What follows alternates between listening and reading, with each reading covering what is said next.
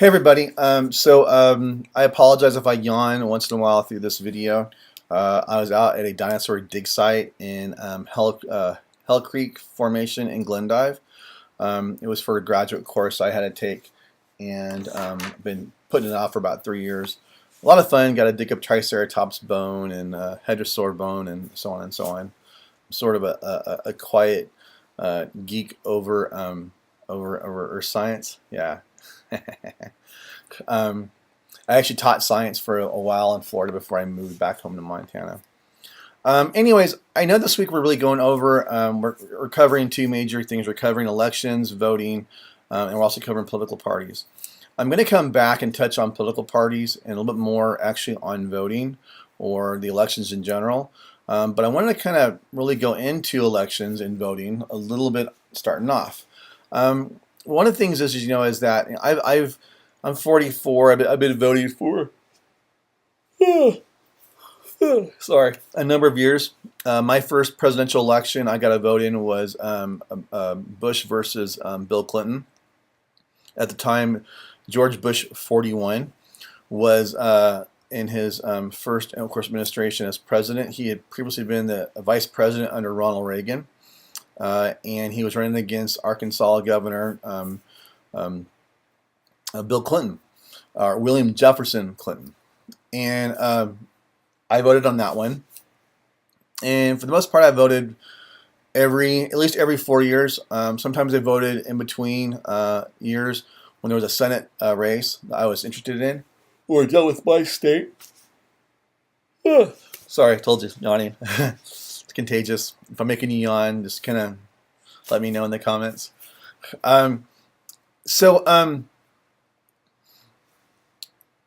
To kind of go over the elections in general, when we vote, roughly every 2 years there is a local, state, and federal election.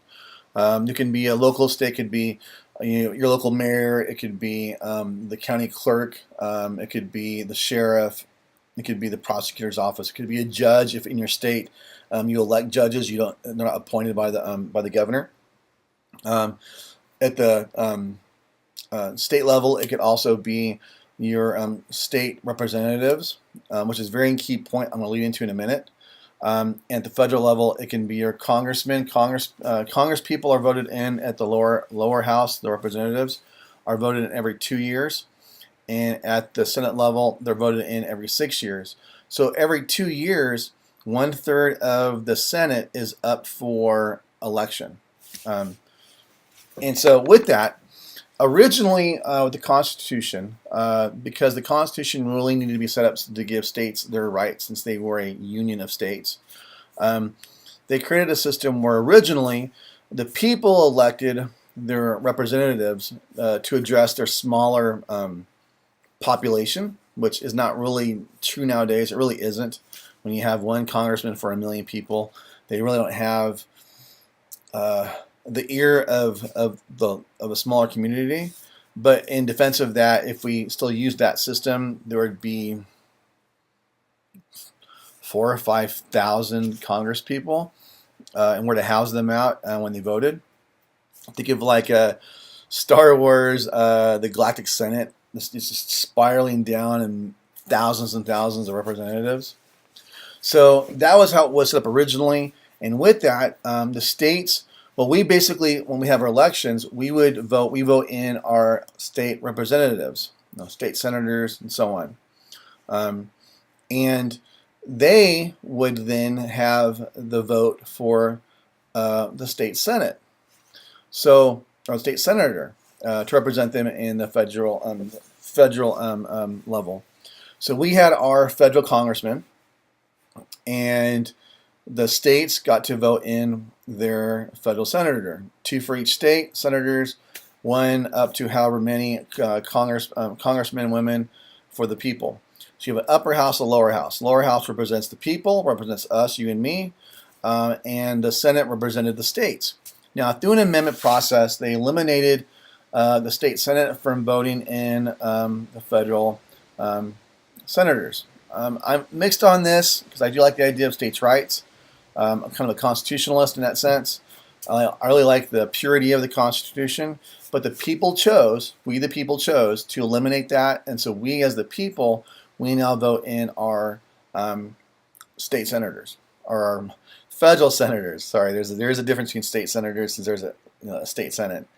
We were voting in our senators. I lived in Texas for a number of years. We had Hutchinson, who now is represented by Cruz, and Cornyn is the other senator. I actually served with someone in the military, a colonel, who his chief of staff of security was my former colonel, which was kind of cool. I got a chance to find that out from the perspective of the security side of it. Anyways, to get back on track, little shiny things, okay? Um, when you go to the ballot, first and foremost, you do register. You register in your state. It could be they require you to have a driver's license or an ID, some form of identification to show that you are a person legally able to vote in the election or to register. Only U.S. citizens are legally allowed to vote. That's in the Constitution. So you show up, maybe like a document says, I live on such and such street, and they're like, okay, that's legal, okay. Or maybe it's something else, right? I lived in states primarily that required a driver's license or a state ID or some sort of federal ID showing you lived there to let you get your registration. And also, too, some states require, like, you've been there 30 days, no big deal. Other states require that you've been there 6 months, 180 days, to qualify to register to vote in that state. My daughter's currently serving in the Navy, so her home of residence is Florida because she joined out of Florida. So she does like an early ballot that they then hold for her because she's military. I did that for many, many years in the military. So I've gone and voted before where you show up and you give them your ID and your registration card, or just your registration card, or they show them your ID and then they look you up in your Rolodex. Oh, there you are, Mr. Conley. Okay, go that way. And you go one place, they give you either a plastic card that lets you access the ballot, electronic ballot, computer ballot, or they give you a piece of paper that slides into an electronic ballot and you click it and basically it electronically checks what you want on that paper ballot. And I've also done it with the hanging chad, the 2001-2000 election, where the hanging chad, where you punched a hole through a little card and they would then read the punch cards to know how you voted. I'm neither here nor there on electronic or paper-based ballots, as long as they are handled by a third party that's completely, a vacuum, so nothing's getting out and nothing can be changed. I'm perfectly okay with that. We live in a society where the founders could never have imagined me talking on a video camera, much less a plastic identification card to drive an automobile going well, I drive kind of fast. So, kind of fast. All right. So, you go in and basically you cast your ballot. If you go by party, some states will let you go ahead and submit a party ballot. So you can choose to vote Republican, and then bam, you hit Republican, and it casts a ballot for every candidate of your party, or Democrat, right? I am someone that I do not hold affiliation to any party. I've gone back and forth between Republican and Democrat. I am truly an independent. So I don't do that. So I go through and I look at each candidate for, of course, president and then senator and so on, down to commissioner of whatever precinct in the county I live in. I do that. Sometimes you see initiatives where you cast a vote yes or no on a proposition, which will then let the people get a particular law passed, or say a constitutional law passed at the state level. Often they do that, and I have before in the past have been involved in petitions because, say, your state senate will not put forth a particular bill, and so they do a petition. A proposition, often we see a California proposition for medical marijuana. Same thing with in Florida. I remember that there was a real contentious over the proposition. It didn't pass in Florida before by like 2%. It passed last time by like 7%. Not that I am for or against marijuana. It's not an issue in this class. It's a good point of the Senate wouldn't even look at a bill like that, and so the people took charge and they pushed for a proposition. Public opinion went out there, hey, you should sign this particular ballot, and got it on the ballot, and of course got voted on. I've seen some people go out and sign ballots just because, like, they said something like the hydrogen oxide is in everything, the water, it's everywhere, it's in the food, it's when you drink, right? Well, we should get it banned. Well, dihydrogen oxide is di2, hydrogen, two hydrogens, oxide, oxygen. So people are literally putting forth a petition to ban water, right? Really crazy. But I've seen that before too. It's kind of funny. It's like a really cool social experiment. You're like, right? Okay. So that's kind of how the elections work. You vote in your senator, and they're in for six years. So every 2 years, the Senate changes by roughly a third of its overall seats, and every 2 years, congressmen constantly have to go back and get that vote from the people. That's why they're always kissing the baby, saying, "Oh, I'm here for you, I promise," right? But again, for me, when you're representing roughly 1 million people, how do you have my little community at heart? Which is why we have our state representatives that represent us better at that level, okay? The other thing, of course, the big one going back to this last election is the presidential elections. The president, well, first and foremost, there is no such thing as a popular vote. I had this discussion last week with a teacher, actually a couple of them, and they were adamant. I saw on the news it showed my popular vote up here, and we won. I'm like, well, no, you didn't. Let me tell you why. And it wasn't that I was like, ha, ha, I'm for Trump. That's not what I'm trying to tell you. I'm very unbiased towards who got elected in this. What I explained to them was the presidential election, we don't actually elect the president. We don't. We have a state election, and that determines who we're going to send for the Electoral College. And the Electoral College elects the president. But how that works is this. We have a state popular vote. The popular vote, the most ballots cast for a candidate, wins the Electoral College vote for whatever candidate, okay?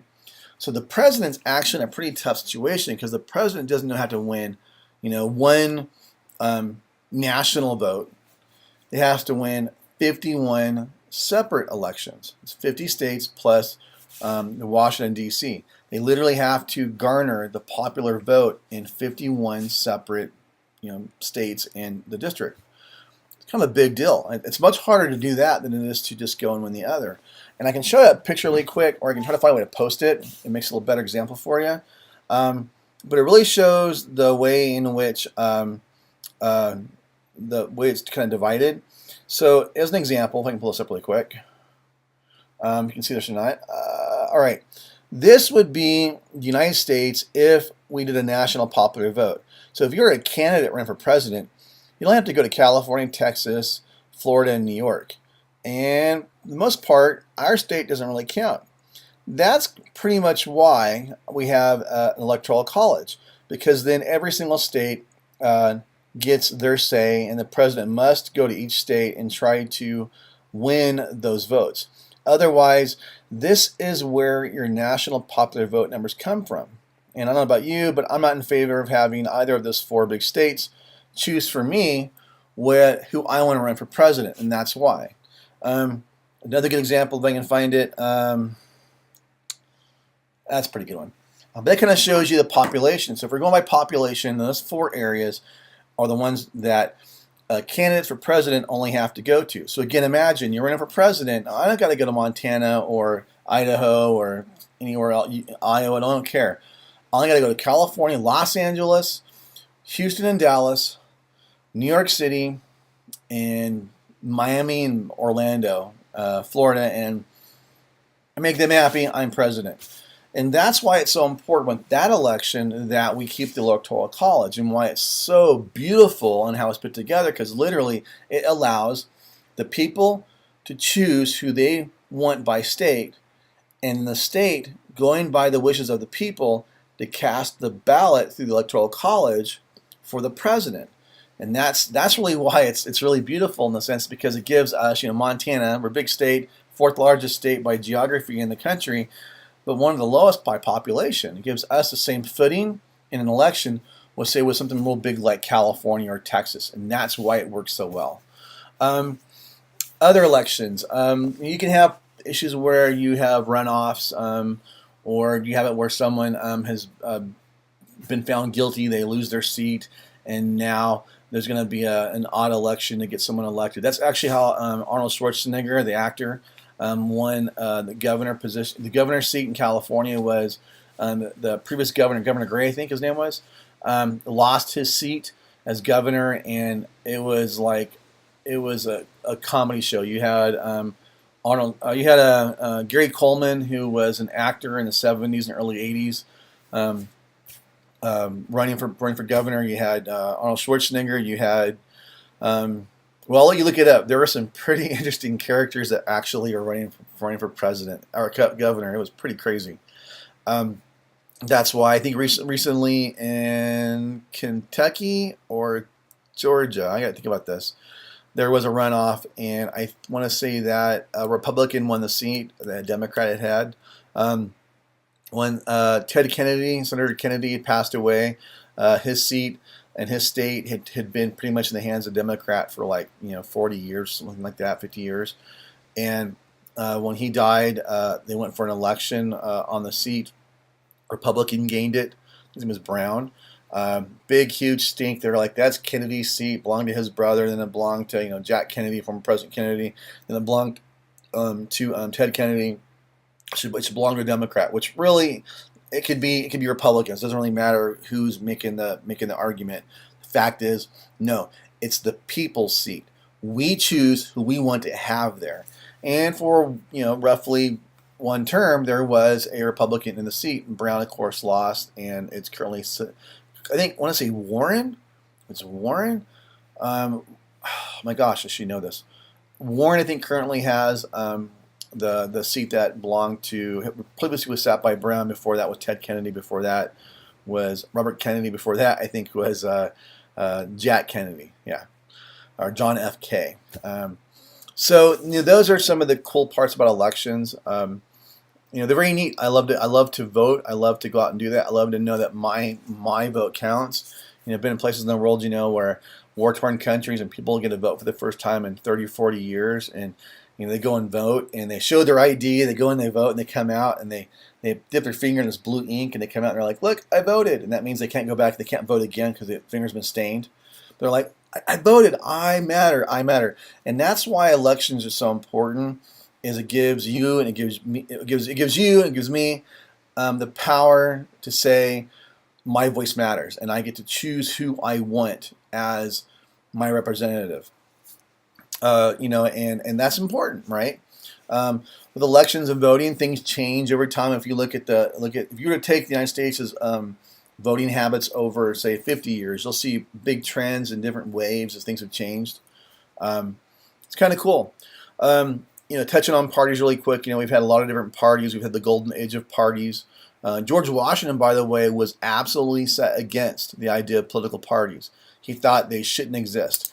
I know in Wisconsin right now, there is no such thing as political parties. When you run for office, you run just as you. It may only be at the state level, but I believe they don't have a one-party system in their state. To get an independent party seat, to get federal money for that, you have to have so much of the vote nationally to get that. That's a big deal. I remember when Ross Perot, the guy that kind of talked funny, his name was everything he used to say was, well, you can put peanut butter in a horse's mouth, but he's not going to talk right. Like, what?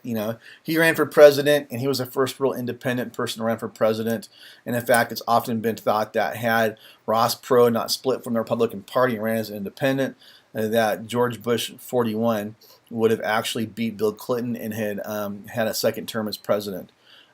We use the phrase 41 for Bush because his son later ran for president and was Bush 43, whereas Reagan's 40 and Clinton was 42. And of course, Obama's 44 and Trump now is 45. So that's why we use those terms. Often use the phrase 40, Bush 41, Bush 43 is the distinction between the two presidents. There's only been one other set of presidents who have been father and son. That was the Adams, that both were presidents. So it's kind of a unique part of history that we've had two other presidents have the exact same, father and son. The Roosevelts were related; they were cousins, but they were not like close cousins. So that's kind of cool in that sense. Anyways, I hope this kind of helps. So your prompt's going to be based around around elections and what you think of elections and how could we change elections policy, or how are the elections good the way they are. What are your thoughts on voter registration laws, on needing to have an identification card? I leave it up to you. You can use the argument, well, you got to have an ID card to drive, an ID card to cash a check. You got to have an ID card for many, many things. And other countries require ID cards when they vote. Same time too, though, we don't want to disenfranchise any American from the ability not to vote because they don't have an ID card. So what can we use for that? How does that play into, not racial issues, but into disenfranchise of Americans not getting to vote? What do you think about the fact that you got to be 18 years old to vote and say not 16 or 15? It used to be much older than that. One time you could go in the military and get drafted, die for your country, and you couldn't vote.